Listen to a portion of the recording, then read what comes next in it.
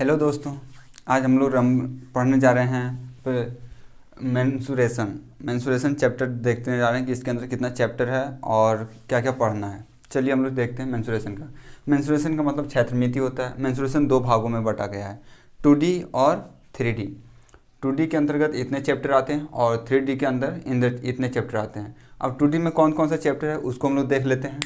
2D में सबसे पहला आता है ट्रायंगल, फिर दूसरा आता है सर्कल, फिर तीसरा आता है क्वाड्रिलेटरल और चौथा आता है हेक्सागोन। ये 4 चैप्टर मेन है 2D के अंदर, जिसका 4 चैप्टर है इस तरह 2D में। और 3D में है हमारा cube, cuboid, cylinder, cone, sphere, prism और पिरामिड। ये 7 चैप्टर हमारा 3D में है। इसका कोई टाइप नहीं है, लेकिन इसमें से सर्कल और हेक्सागोन का टाइप नहीं है और ट्रायंगल का टाइप है और क्वाड्रिलेटरल का भी टाइप है। अब देख लेते हैं ट्रायंगल में कौन कौन सा चैप्टर हम लोग को पढ़ना है।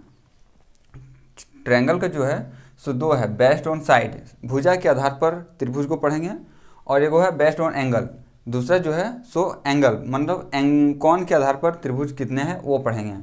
अब क्वाड्रिलेटरल की बात करते हैं तो क्वाड्रिलेटरल में हमारा 3 पार्ट है, पैरेललोग्राम, फिर ट्रेपीजियम और काइट।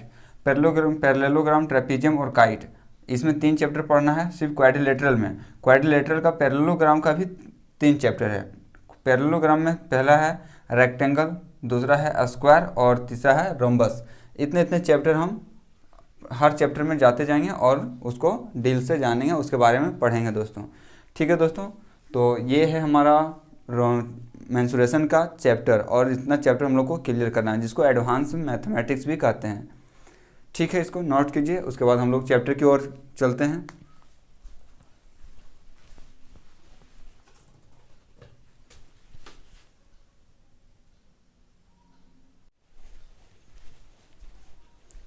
चलो दोस्तों, आगे हम लोग ट्रायंगल के आगे की ओर बढ़ते हैं। ट्रायंगल का अगला पॉइंट क्या है। ट्रायंगल का 2 टाइप होता है, according to based on side और बेस्ड ऑन एंगल। मतलब हो गया भुजा के आधार पर और कोण के आधार पर त्रिभुज को 2 भागों में बांटा गया है। अब हम लोग भुजा के आधार पर देखते हैं। भुजा के आधार पर त्रिभुज का 3 होता है टाइप, स्केलेन ट्रायंगल, हिंदी में विषमबाहु त्रिभुज, आइसोसेलेस ट्रायंगल, हिंदी में हो गया समद्विबाहु त्रिभुज, और इक्विलेटरल, जिसको हिंदी में समबाहु त्रिभुज कहते हैं। समझिए स्केलेन ट्रायंगल विषमबाहु त्रिभुज में क्या होता है। विषमबाहु में इसका जो भुजा रहेगा वो तीनों भुजा अलग रहेगा, एक भुजा का वैल्यू नहीं रहेगा सारा, इसका वैल्यू कुछ रहेगा, इसका कुछ रहेगा, इसका कुछ रहेगा, मतलब तीनों अलग अलग वैल्यू रहेगा, बराबर नहीं रहेगा। उसको हम लोग विषमबाहु या स्केलेन ट्रायंगल कहेंगे। दूसरा हो गया आइसोसेलेस ट्रायंगल समद्विबाहु मतलब जिसका 2 भुजा बराबर रहेगा आपस में और तीसरा भुजा अलग रहेगा, उसको हम बोलेंगे समद्विबाहु आइसोसेलेस ट्रायंगल। और इक्विलेटरल ट्रायंगल हो गया समबाहु मतलब जिसका तीनों भुजा बराबर हो, उसको हम लोग इक्विलेटरल ट्रायंगल कहेंगे। अब हम लोग आगे देखते हैं बेस्ड ऑन एंगल, कौन के आधार पे भुजा क्या होता है, त्रिभुज क्या होता है। एक्यूट एंगल, जिसको हिंदी में न्यून कोण कहते हैं, न्यून कोण त्रिभुज। न्यून कोण त्रिभुज क्या होगा, जिसका थीटा का वैल्यू ग्रेटर 90 डिग्री से छोटा होना चाहिए और 0 डिग्री से बड़ा होना चाहिए। जिस त्रिभुज का कोण 90 डिग्री से छोटा और 0 डिग्री से बड़ा होगा उसको हम न्यून कोण कहेंगे। अब हो गया राइट एंगल ट्रायंगल, समकोण त्रिभुज, हिंदी में इसको समकोण त्रिभुज कहते हैं। समकोण त्रिभुज को बोलेंगे त्रिभुज का कोई एक कोना जो रहेगा, एंगल रहेगा, वो 90 डिग्री का रहेगा, कोई एक, यहाँ पे ये 90 डिग्री का रहेगा, बाकी सारा छोटा रहेगा 90 डिग्री से, उसको हम लोग बोलेंगे समकोण। जिसमें त्रिभुज का एक कोण 90 डिग्री का हो उसे समकोण कहते हैं। ऑब्ट्यूज एंगल, अधिक कोण, ऑब्ट्यूज का मतलब अधिक कोण होता है, जिसमें से एक एंगल जो रहेगा थीटा वो 90 डिग्री से बड़ा होना चाहिए और 180 डिग्री से छोटा। यहाँ पे थीटा है 90 डिग्री से बड़ा लेकिन 180 से छोटा होना चाहिए। 180 से छोटा और 90 से बड़ा होगा उसको हम अधिक कोण त्रिभुज कहेंगे। अब हम लोग आगे पढ़ते हैं। भुजा के आधार पे 3 है और कोण के आधार पे 3, तो भुजा के आधार पे हम लोग उसको पहले डिफाइन कर लेते हैं, फिर एंगल के आधार वाले को पढ़ेंगे। इसको नोट कीजिए, फिर आगे बढ़ते हैं हम लोग स्केलेन ट्रायंगल के बारे में।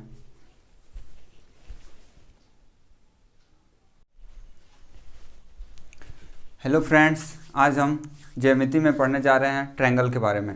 ज्यामिति का पहला चैप्टर जो ट्रायंगल है उसको देखने जा रहे हैं कि ट्रायंगल क्या होता है, ट्रायंगल किसको कहेंगे और ट्रायंगल कहलाने की क्या क्या प्रॉपर्टी होना चाहिए। तो सबसे पहले ट्रायंगल के बारे में जानते हैं कि ट्रायंगल है क्या। ट्रायंगल जो वर्ड है ये 2 वर्ड से मिलकर बना है, ट्राई और एंगल। ट्राई का मतलब होता है 3 और एंगल का मतलब होता है कोण। यहाँ देखिए ये 3 कौन से, ये एंगल है, एंगल ए, एंगल बी और एंगल सी। इसमें 3 कौन है और 3 भुजा भी है और 3 शीर्ष भी है। इसको जो ऊपर वाला भाग को है उसको हम लोग शीर्ष कहेंगे, जिससे ये जो भाग है ये शीर्ष हो गया, और ये जो साइड है इसको भुजा कहेंगे, इंग्लिश में साइड कहते हैं, और ये जो पार्ट है इसको कौन एंगल कहेंगे।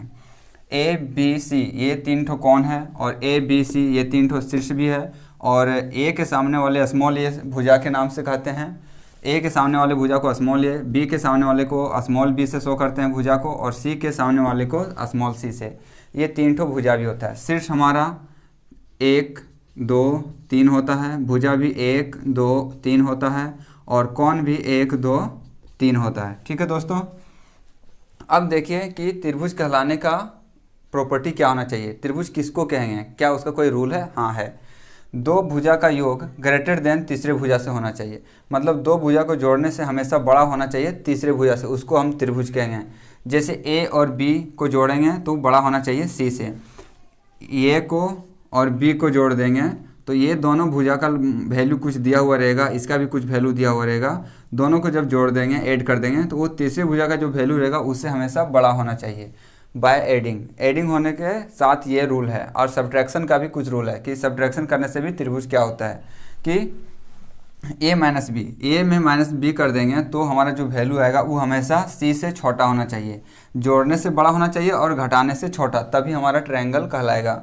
बी प्लस सी ए से बड़ा होना चाहिए, सी प्लस ए बी से बड़ा होना चाहिए, और वही जब सब्ट्रैक्शन का आ जाएगा तो उसमें A minus B less than C, B minus C less than A, C minus A less than B, ये गुण होना चाहिए।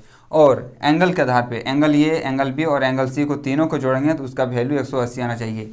यहाँ पे देखिए ये एंगल और ये एंगल, तीनों एंगल को त्रिभुज के तीनों कोनों का योग 180 होता है। 180 से ज़्यादा हो रहा है तो वो त्रिभुज नहीं होगा, 180 से कम भी हो रहा है तो उसको हम त्रिभुज नहीं कहेंगे।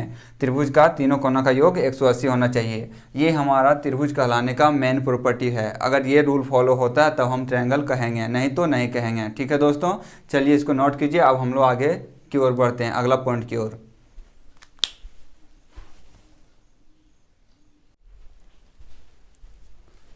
स्केलेन ट्रायंगल, देखिए हम लोग का टॉपिक है स्केलेन ट्रायंगल। स्केलेन ट्रायंगल के बारे में जानने, स्केलेन ट्रायंगल होता है विषमबाहु त्रिभुज जिसका तीनों भुजा अलग अलग हो, ये अलग होगा, ये अलग होगा और ये अलग होगा। इसका पेरीमीटर होगा A B C, A plus B plus C, perimeter तीनों भुजा को जोड़ दो, पेरीमीटर निकल गया त्रिभुज का। अब इसका एक सेमी पेरीमीटर का मतलब होता है अर्ध परिमाप A plus B plus C by 2, अर्ध परिमाप निकल गया।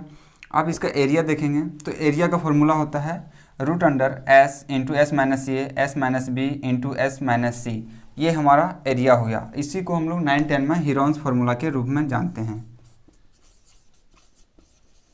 हीरोन्स फार्मूला के नाम से हम लोग इसको जानते हैं।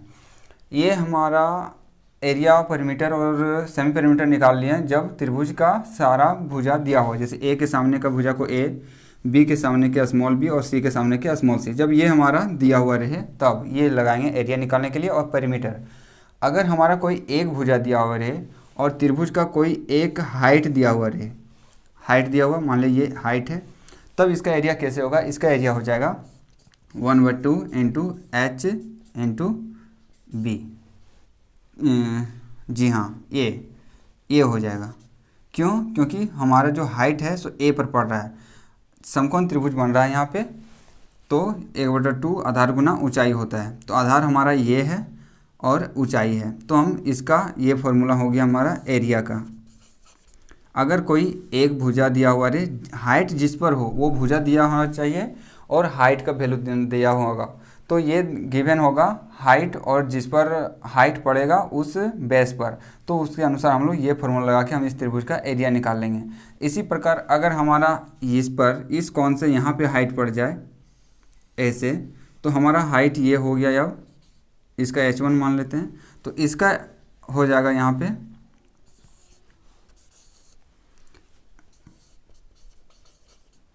इसका एरिया हो जाएगा 1/2 आधार गुना ऊंचाई h1। यहाँ पे आधार क्या है हमारा b है, तो b ले लिया, और हाइट हमारा h1 माने हैं तो h1 ले लिए। अगर हमारा इस एंगल से यहाँ पे रहे तो इसका एरिया हो जाएगा, एरिया इक्वल टू, यहाँ पे बेस हमारा सी हो गया और हाइट को मान लेते हैं h2, तो ये हमारा हो गया 1/2 सी इंटू h2। यहाँ पे सी आधार है, इस पर हाइट पड़ा है, तो ये हमारा बेस का काम कर रहा है। ये हो गया स्केलेन ट्रायंगल, ट्रायंगल का पॉइंट ऐसा होता है। इसको नोट कीजिए, आगे की ओर बढ़ते हैं हम लोग।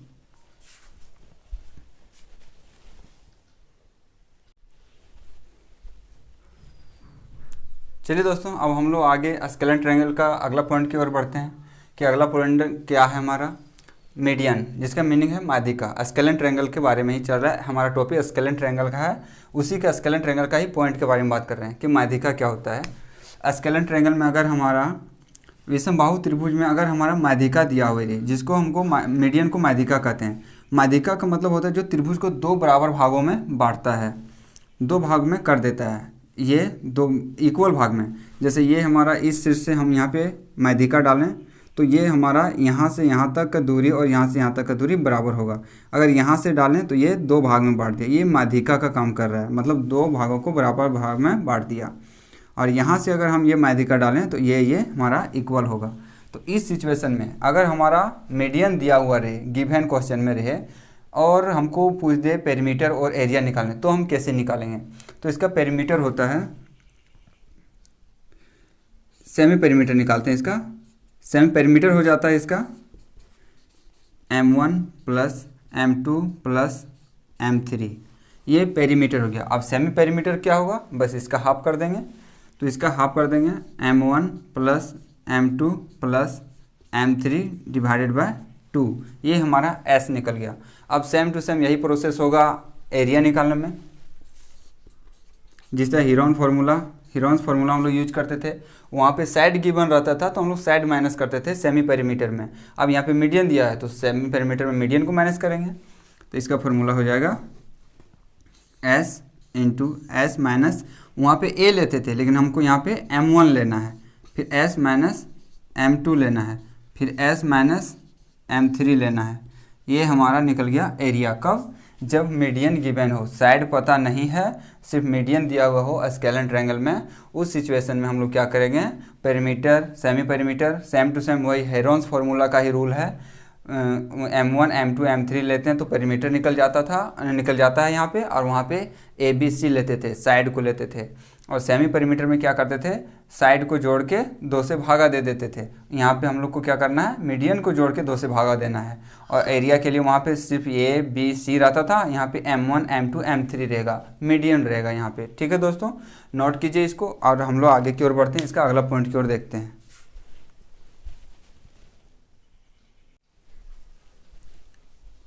चलिए दोस्तों, आगे हम लोग देखते हैं अगला पॉइंट की ओर, अल्टीट्यूड। अगर हम लोग को देखते हैं स्केलेन ट्रायंगल में अल्टीट्यूड, शीर्षलंब, त्रिभुज का शीर्षलंब उसको कहते हैं, शीर्ष से खींचा गया लंब को शीर्षलंब कहते हैं, और ये हमेशा 90 डिग्री पे कट करता है।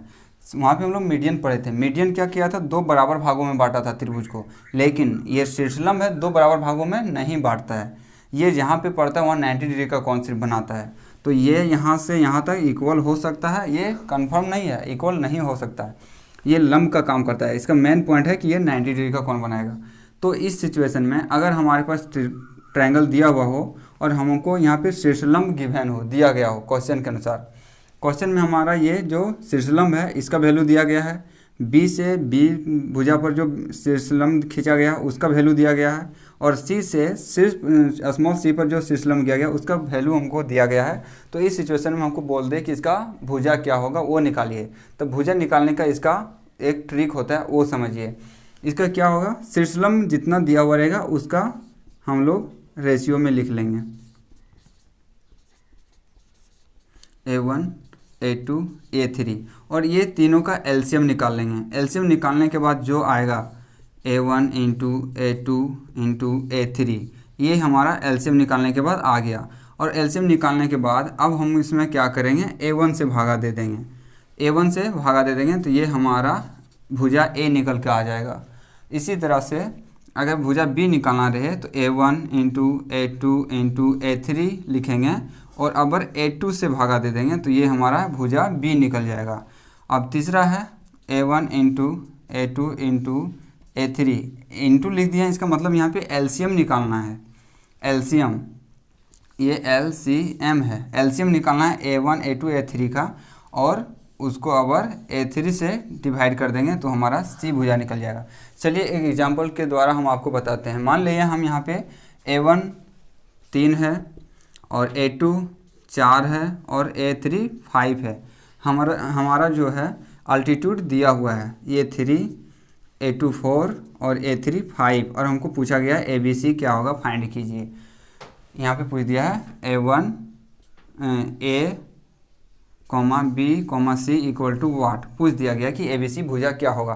तो इस सिचुएशन में हम क्या करेंगे, A1 A2 A3 का एलसीएम निकालेंगे। तो 3 4 5 का एलसीएम निकालते हैं तो हमारा हो जाएगा एलसीएम कितना, 12 25 60, 60 हो गया। तो 60 को भागा देंगे कितना से, A1 से, A1 है 3, तो ये 3 से भागा दिए हैं तो ये 20 आ गया। मतलब हमारा A1 भुजा हमारा जो पहला है A वो 20 आ गया।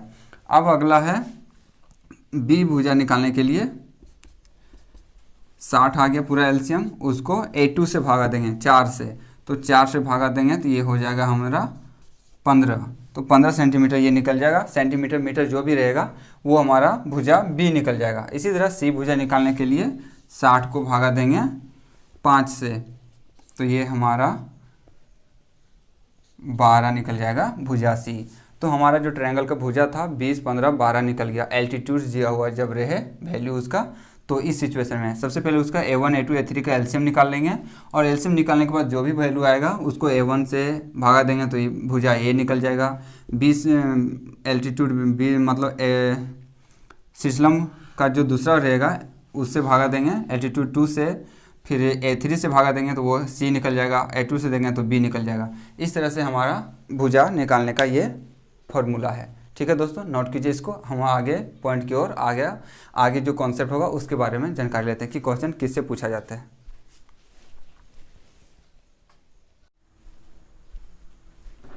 चलिए दोस्तों, हम लोग अगला पॉइंट की ओर चलते हैं। स्केलर ट्रायंगल के अंदर कुछ पॉइंट है उसके बारे में जानते हैं कि उसके अंदर कौन कैसे कैसे क्वेश्चन पूछा जा सकता है।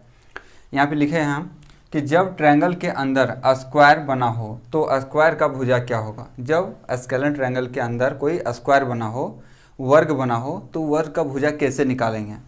ठीक है, तो उसका फॉर्मूला होता है, सबसे पहले एक ट्रायंगल बना दिए, ABC हमारा ट्रायंगल है, और A के सामने स्मॉल a से उसका भुजा को दिखाते हैं, B के सामने स्मॉल b से, C के सामने स्मॉल c से, और इसके अंदर एगो स्क्वायर बना दिए हैं जिसका सारा भुजा x है। ठीक है दोस्तों, और इस पर एक हाइट डाला गया h। तो जब ये हाइट दिया हुआ रहे और हाइट जिस पर बेस पर हमारा बना हुआ रहे, जिस बेस पर हाइट डाला हुआ रहेगा उस तरह से, तो इसका x बराबर फॉर्मूला हो जाएगा b into H by B plus H, ये फॉर्मूला हो जाएगा। ठीक है दोस्तों, ये ट्रिक है। अगर इस तरह से रहे और आपको पूछ दे कि इसमें स्क्वायर का भुजा क्या है बताइए, तो एस का भुजा डायरेक्ट निकाल सकते हैं कि उसका जो बेस है बेस पर लिखेंगे और वो जो हाइट है उसको गुना करेंगे बटे में बेस प्लस हाइट लिख देंगे। तो हमारे यहाँ बेस हो गया a, तो a इंटू हाइट और a प्लस एच, ये हमारा इसका आंसर हो गया। अब इसका वैल्यू जो दिया हुआ रहेगा उस वैल्यू पुट करके कैलकुलेशन करके काटा पीटी करके आंसर ले आएंगे। ठीक है दोस्तों, ये है हमारा इस पॉइंट के अनुसार। नोट कीजिए इसको, अगला पॉइंट की ओर हम लोग चलते हैं।